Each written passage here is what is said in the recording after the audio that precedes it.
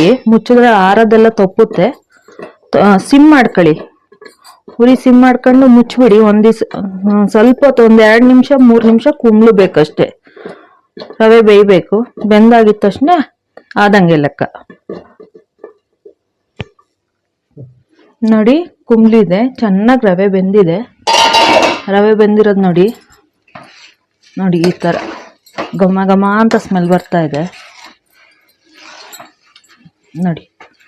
ಘಮ ಘಮ ಅಂತ ಸ್ಮೆಲ್ ಬರ್ತಾ ಇದೆ, ಹೊಗೆನೂ ಬರ್ತಾ ಇದೆ. ಚೆನ್ನಾಗಿ ಬೆಂದಿರೋದು ಘಮ ಘಮ ಅಂತ ಇದೆ ನೋಡಿ. ಆಗಿದೆ.